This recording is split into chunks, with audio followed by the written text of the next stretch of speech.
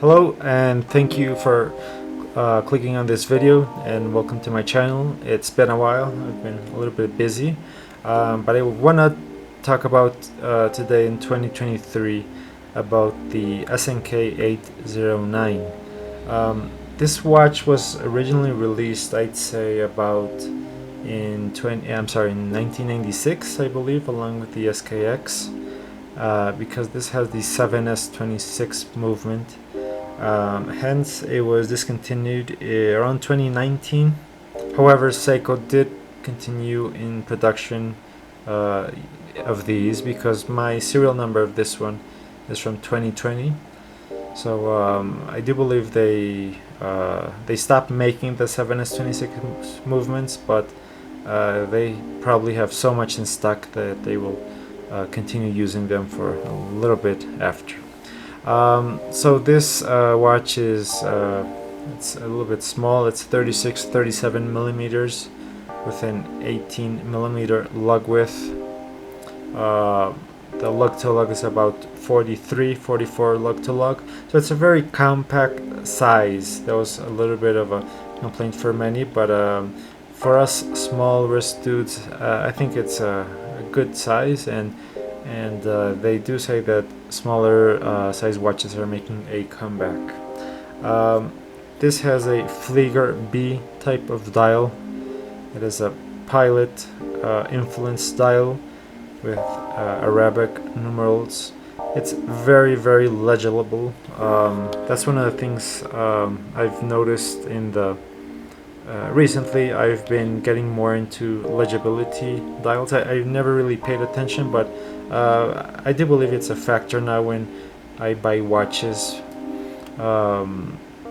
This watch is very legible at any glance, probably even more legible than a diver. It's very easy to read on the dial, and it is very classic, very understated, which is something that I like very much. There's not much bling to it. It has a sandblasted case with a black dial, so it really goes under the radar, which I like a lot. So this houses the 7S26 movement. I have the 7S26C movement. There's an A, B, and C, and it has non-hacking and non-hand winding. That's one complaint that many say about this movement. I personally don't care much. I actually think it's a bit of a charm.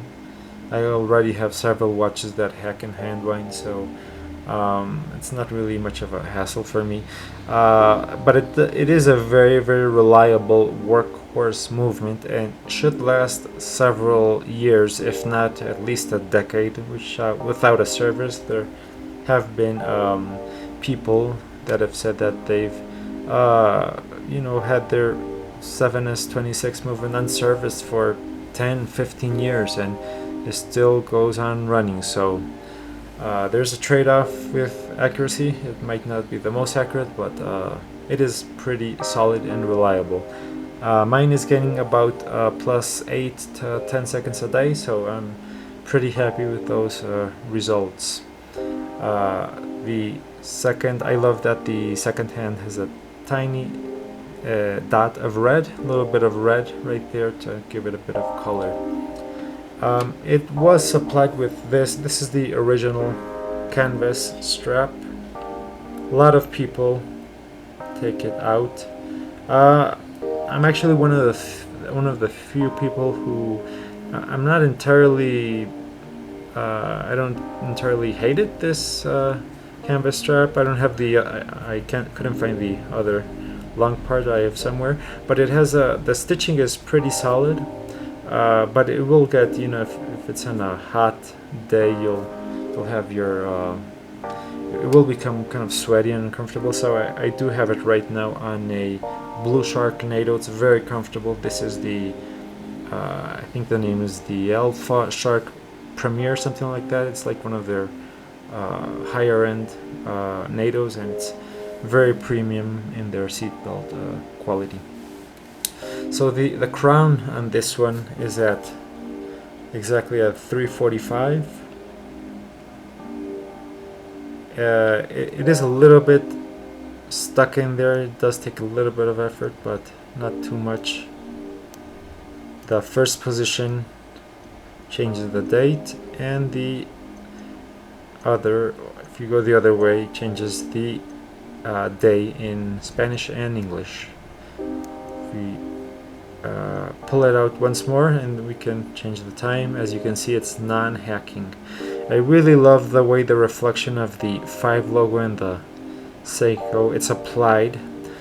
It really is a lot for your money for what you are receiving, especially just a few months back, maybe a year back. This SNK809 cost me $80, but a lot of people bought them when they were like $60, even $49, I've heard. And the last time I checked on Amazon, it was about $200, so it's gone up a lot. I think you can still find it in gray market dealers like a Creation and Joma Shop, maybe around the 115, something like that. Market Long Island Watches also has it. So I'd get one while you still can, because inventory, I think, it is running a little bit dry right now. But I love the way the light reflects on the logo right there. It has a printed automatic 21 jewels. The rest is applied. It has a display case back. Let me just show this.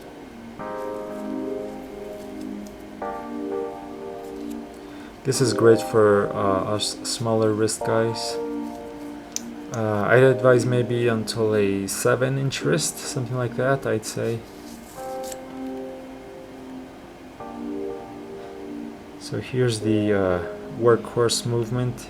The display case back, the crystal is hardlex, as is the front. I do have some scratches, as you can see.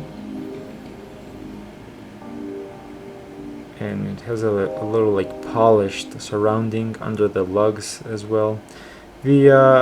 My spring bars, the original ones I had, they got bent, so I replaced them not too long ago. I love the bead blast finishing on this. I really think that these will become classics in the near future. I think I heard once Spencer Klein say that he made an analogy with these, that you know, like Volkswagen Beetles, back in the day you couldn't even give them away for free. They were so common elsewhere, until came the day that they were discontinued, and it's really hard to find an original one with all parts. That is something with this model. There are a lot of mods out there, so it's been hard to find the original ones. But I do think that this has all the qualities to become a classic and a future model that will always be looked in great eyes, like the SKX. Maybe not at the same level as the SKX, but there is something beautiful in the simplicity of this style. It is very very understated and gorgeous. The 7S26 movement, as you can see. Let me try to zoom in a bit.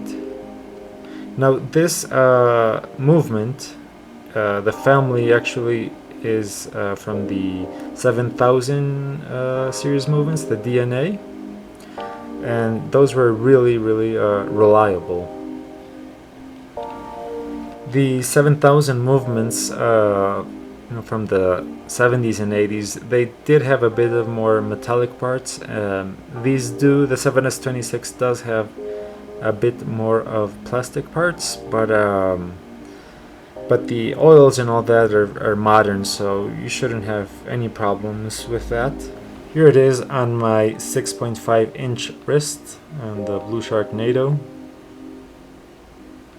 This watch is a strap monster, and leather looks really good on different colored NATOs, on Perlon. I want to buy a red leather strap. I think would really make the the red secondhand pop out. So what are some of the pros and cons of the SNK? Well, first of all, there are several different colors. There's the 803, 805, which is the green, 807. There's a blue, a beige, and a green, and this one. Some of the pros, I think, are that it's very understated. Even at the current prices, I still think you're getting a great watch for the money from a very reputable brand, such as Seiko, which has a rich history in their catalog. I really like the finishing on this model for the price. It has a display case back. You don't have to worry about this, even though it has 30 meters of water resistance. Seiko does tend to be conservative with their numbers, and there have been people swimming with these. I wouldn't do that too much, but if I'm caught in the rain with this model, I won't worry at all. I trust 100% in Seiko, in their gaskets and all that. What are some of the cons of this model? Well, to some, I think the Hardlex crystal and the non-hacking and windable movement. I think that is a con. Other than that, I think it's a great watch. You don't hear pretty often about the infamous misalignments on Seiko, but this one I have is it looks pretty much aligned. I haven't seen anything. It's mostly the kind of divers and some of the other watches that you will hear about those misalignments, but yeah, you almost never hear about the SNK being misaligned. For sure, if we look it under a loop or something, we'll probably see some things we might not like, but I think it's understandable at this price range. So please leave me your comments if you have this watch. How has your experience been with these? And thank you.